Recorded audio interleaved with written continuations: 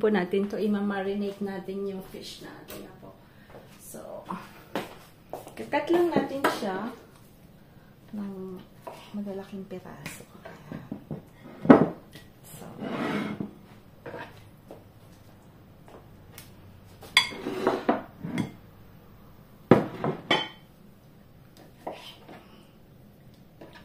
kasi umaano po siya, lumiliit naman.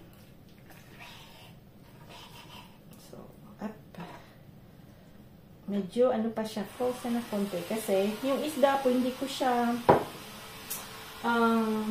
hinalabas ng gabi kasi medyo mabilis lang. But then, I woke up quite late. So, that's the thing. Kalitan. Ulo nito.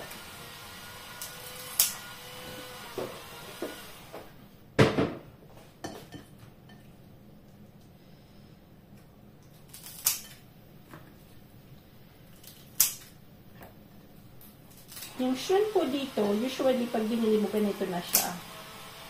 So, parang pinukook na nila na po.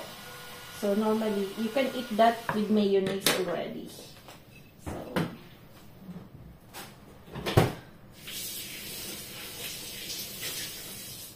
medyo mahirap pong humanap nung, yung fresh na, binibenta po yun ng, frozen. So, mas gusto ko po kasi talaga yung fresh. So, ito po, parating may, ganyan na po yung mga shrimp nyo dito sa France.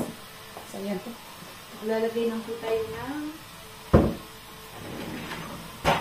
same thing. Ano natin dito.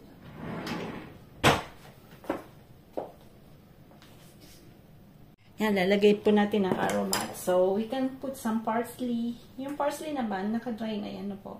So, pag wala pong parsley, pwede po yung maliit na sibulino, tawag sa atin na po. So, ginger, powder ginger. Kasi yan po yung mga ingredients na masarap ng fish na po. It's garlic powder, then paprika. Then, we're going to put a little turmeric na po. So, curcuma tawag dito sa France. So, that's turmeric po. So, very good sa health din po yan, no? So, we're going to have this beautiful color. Pero lalagyan natin siya ng fresh na ginger na po. So, we're going to have some fresh ginger.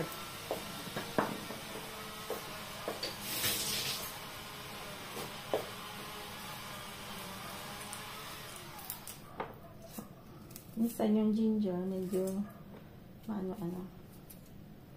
Yung balat po ng ginger, wag po kayong matakot. It's very, marami pong yan. Marami tayong nakukuha dyan. So, yan. Just cut like this. So, ano lang po siya, julienne.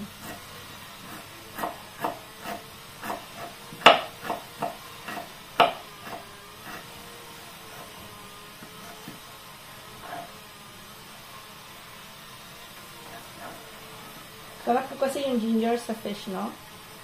And we will put some olive oil.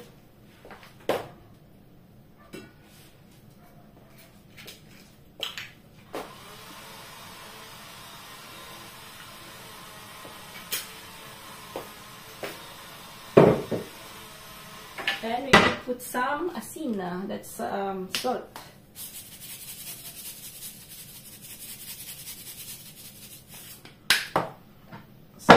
Siya. Yan. Para yung magkabilaan meron.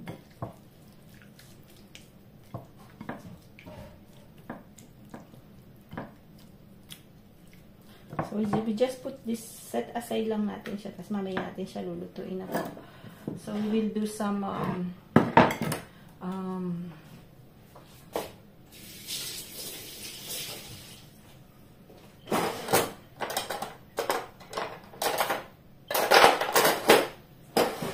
yung yung bell pepper. Masarap yan sa isda din. So, usually, yung bell pepper naman po, it's very good sa meat, very good sa fish, no? So, talagang siya yung nakakapagbigay ng bango sa lahat ng mga luto natin, no? Sa baka, sa kambing, I mean, I love capsicum very much, no? So, may tempong napakamahal niya. So, this year, I plant a lot.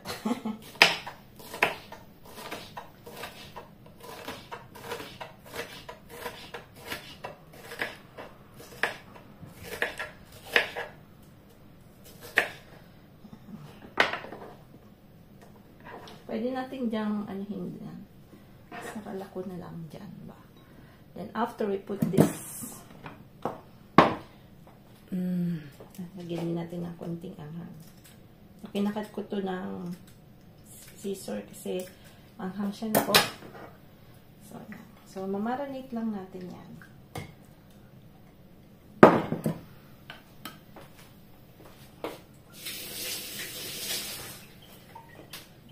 Mamaya natin yan lulutuin na po. Yung talong po, galing din po to sa garden natin. So, ang liliit na lang. Hindi na po sila lumalaki.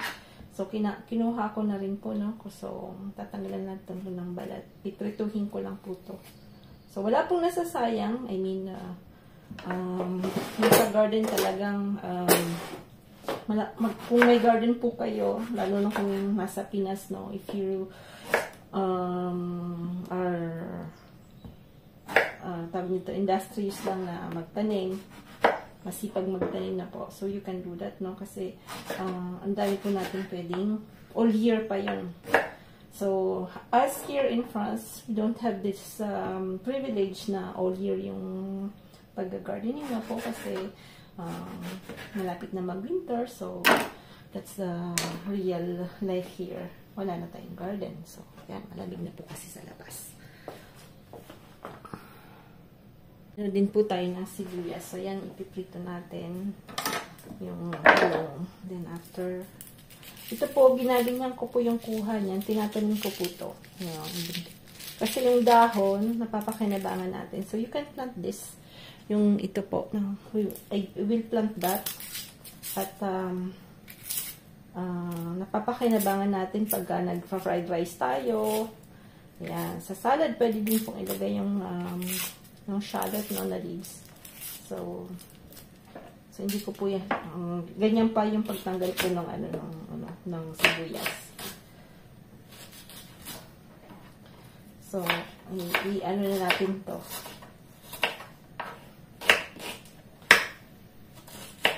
Hindi natin yung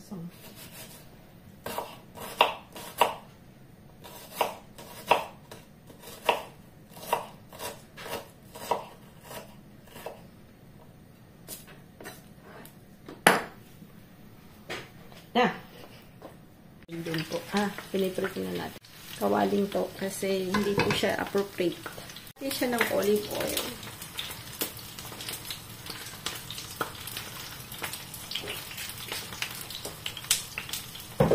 Parang pag gusto niyo po ng medyo malasa yung preparation niyo po, you can always do some tertiary. You're going to put a little, margarine na po or butter. Yan.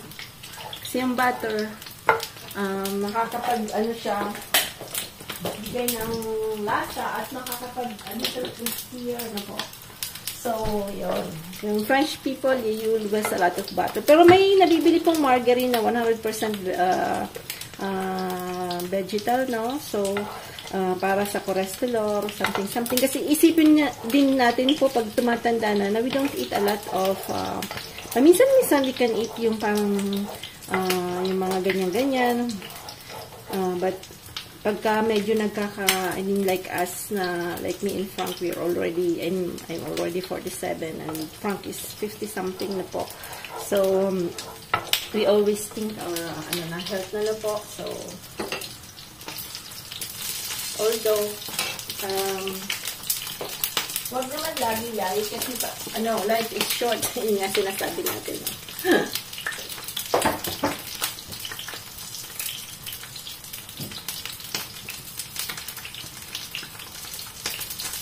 So, lang natin to.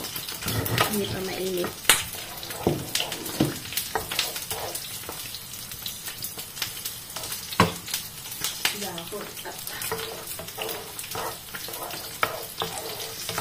So, papa-brown-brown lang natin siya.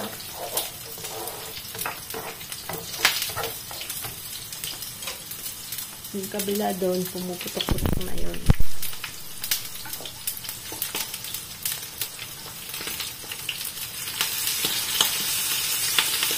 Yung puti-putuloy na, na patola na po, patola, puting talong, may mga bunga pa po siya. Yung brown tuloy, kasi katabi niya yung kamatis, siguro na, nasupawan po siya, no? They need a lot of, nutrients, so, medyo nasapawan siya ng, kamatis, so, kaya po, konti lang yung, yan, binulan.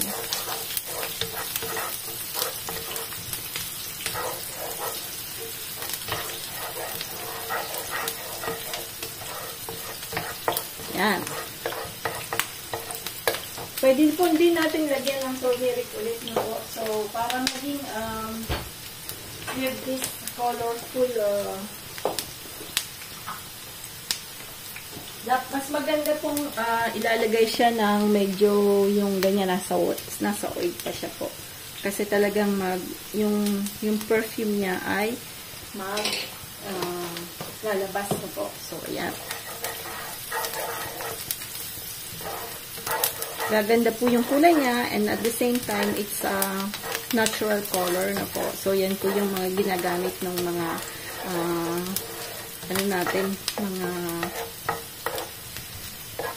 mga kaibigan natin Indian people na po, na masyadong dilaw na dilaw yung kanilang mga linuluto, gawa ng turmeric na po. So, they usually use that.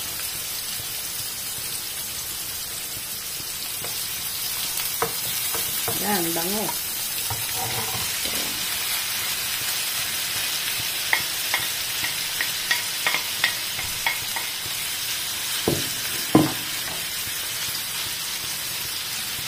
Very easy lang po siya. Mabilis po siyang maluluto. Gawa ng tawag niyan. It's a fillet na po.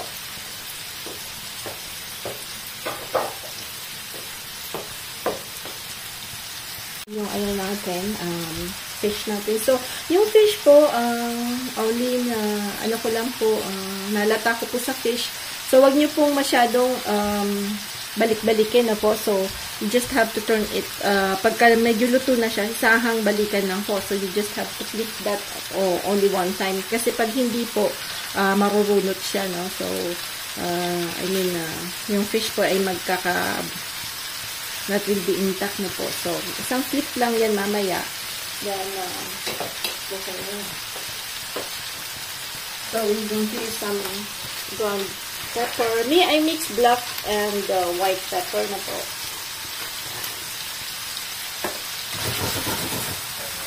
At the same time, pag wala po tayong fillet, pag nasa Pinas tayo, hindi uso yung fillet, you can use naman pwede po yung tilapia with this one. The same thing naman po, ang masarapan na meron kang makikilkila na ulo na po. So, pa po, pwede rin yung bisugo. Marami po tayong mga fish sa Pinas na po na pwedeng gawin na ganito. Kahit yung small tuna, so hatiin nyo lang na ganyan. So, kung ano itong mayroon sa atin, tulingan. I love tulingan. I miss tulingan. Yan. Kasi po kami Bicolano na po. So, yan po yung mga ulam namin dati, yung tulingan. Dati piso lang isa niyan. Alam ko kay Papa na. Pili, yan. Malabas na naman ang pagka-Bicol. So, I'm so sad about what happened in Bicol, all over the Philippines na po. Pag nakikita ko po yung mga news na ganyan, grabe yung baha. Devastated po talaga yung natin, sa mga kababayan natin. Kasi naranasan ko po din po yun, nang maliit po ako. Naranasan ko po yung bagyo sa Pinas na po. Na as in talagang yung bubong ng bahay namin noon ay nawala. And we just go sa po ng mesa namin na po. So, naranasan po namin yung ganyan na sobrang ulan, hangin na nasa lang po kayo, nasa sa lamesa po kasi lahat natanggal po. So, Yun po yung sad reality na nangyayari sa atin na po, no? Kaya I'm so sad pag nakikita ko yung ganyan kasi alam kong kung ano yung feeling ng sa Baguio. But yung when I was child na po, after, I'm so happy kasi ang daming nahulog na mga alam mo naman pag bata ka pa, conscious ka, walang pasok. So, but the parents, I know they're very worried na po. So, ayan. Kaya, up to. So, lalagyan natin to ng shrimp dito sa gilid. Shrimp kasi naman, kamo po siya na siya. Kaysa na shrimp. Kasi ito, gagawin natin, po natin sa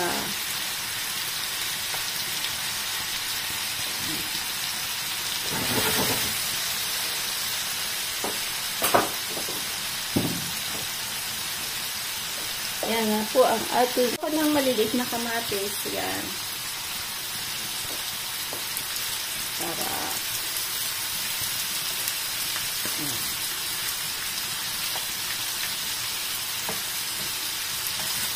ano po siya. So, ayan na po yung uulamin natin mamaya. So, at least, sana po may po kayo natutunan today. Small, lang po yan. Quick cooking na po. Po tayo dito sa kabila. Po tayo sayote. So, sayote tayo. Yung sayote nito ko, galing dito sa garden natin. So, we have swerte po tayo today kasi marami tayong lulutuin na galing sa garden. So,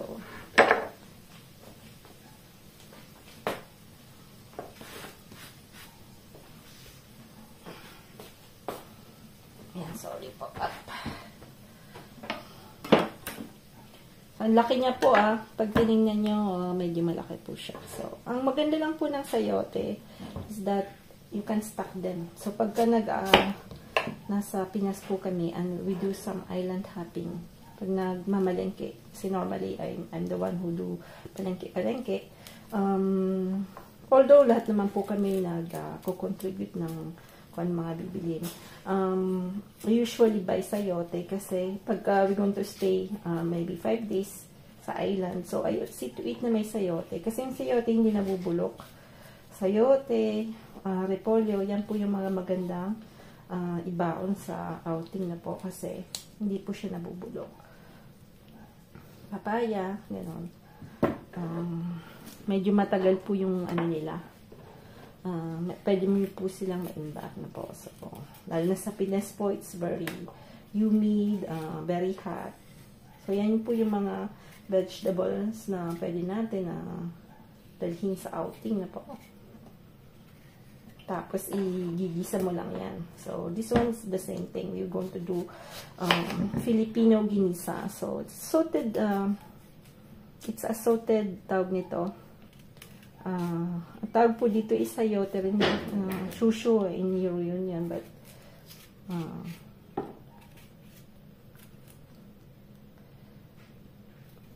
so, yeah.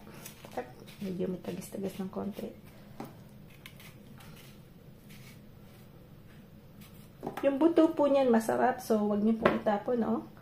So, parang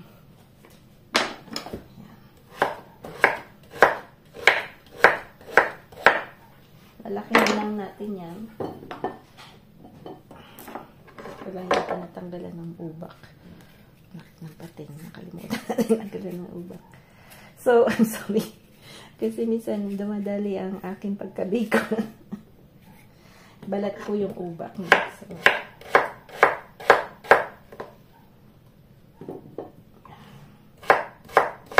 hindi na po ako nakakapagsalita ng buong French, ng buong Tagalog. Kaya po, minsan, nakakalimutan ko ng halo-halo ko po. Yan, nangyayari sa buhay ko. Yan.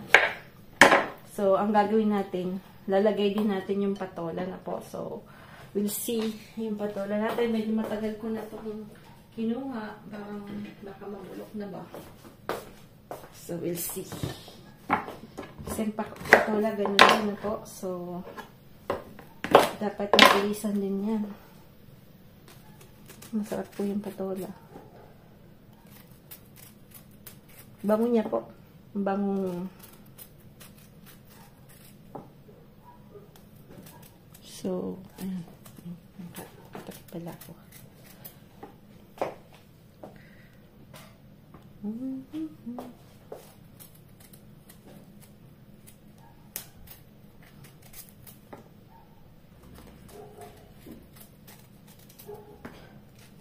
Walang natira. Na mahirap kasi. Ayan.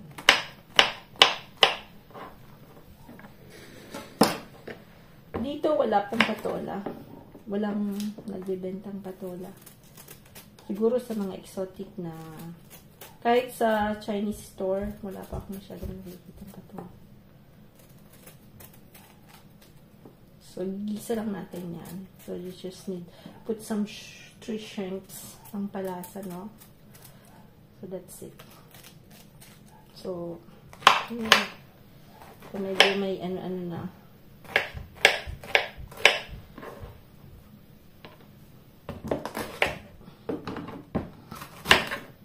Medyo matigas na po. Yung ang problema ng patola, pag matigas, mabuto. Kaya hindi po pwede yung kuhanin ng sa malaki. Dapat yung mahaba. Mabilis po siyang tumigas. Yan, hindi na natin pwede kunin. Pag matigas. Yan, ito pwede pa.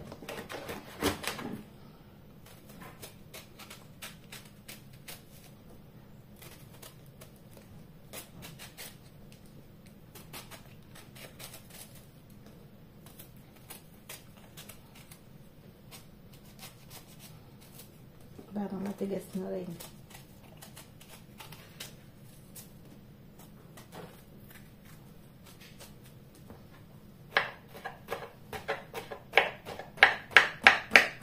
Yeah. So, kuha tayo ulit ng natin to. Tatanim natin yan. Yan po yung anong tatanim po natin yan. Daming. Yan po, meron po kaming compost, pang compost natin to. So, I threw that in the compost, yung mga kitchen. Yan.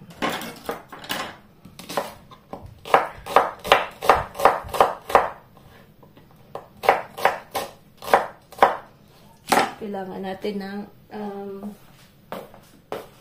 syempre bawang.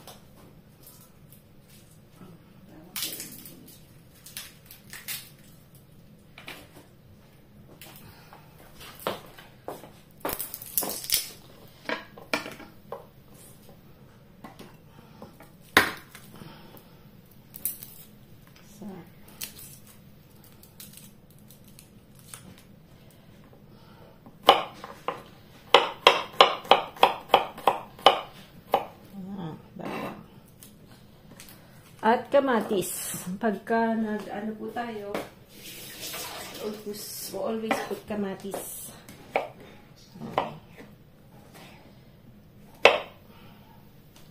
Kamatis din po ito ng garden natin. Hot.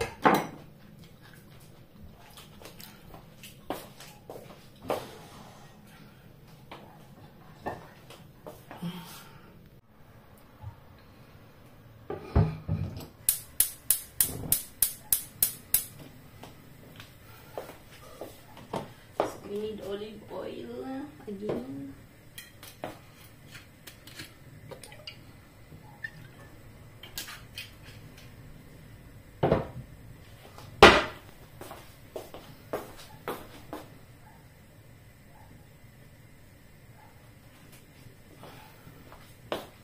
So, ayan. So, binisa. Binisa is that we put, ayan.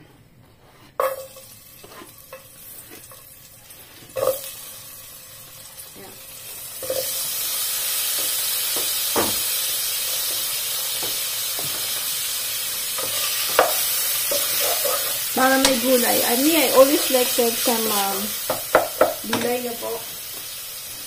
So, lalagyan natin ng konting, ano po, chicken feet. Right now.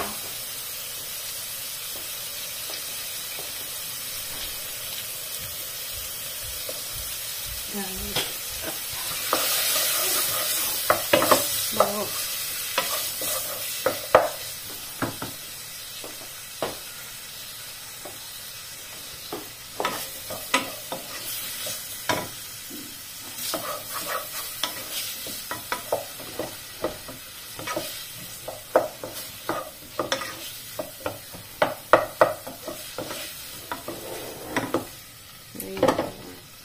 Lalagyan natin yung shrimp.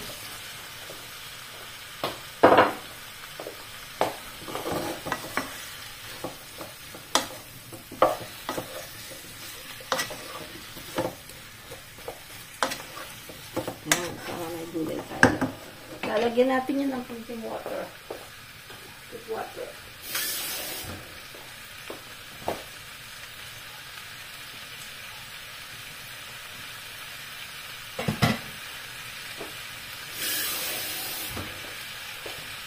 Yan. Para may sabaw na konti. We're going to put sauce. Soja. Toyo.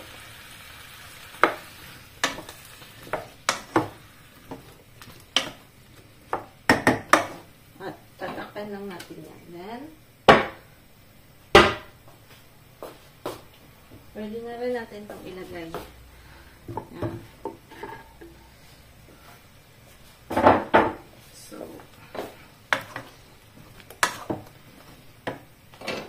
And the pepper.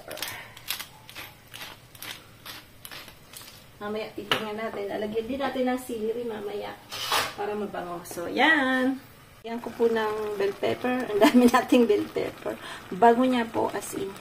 So, yung may malalaki pong sulat na po. Malabak po yung ano nyo. Sayote is very good din po. No? So, pwedeng, ang dami niya pong magbunga. So, pwede nyo pong bigyan yung mga kapitbahay nyo, mga kapamilya nyo. So, for me, yan, sarap. Ça, c'est chouchou. Ah, mais ça. Ah, ça, c'est poisson. Ah, du poisson, il y a du poulet ici. Kay Sam yan. Ayan kay Frank. Ça va, Frankie? Ah, donc, Sa Frank, laki na ng petex niya.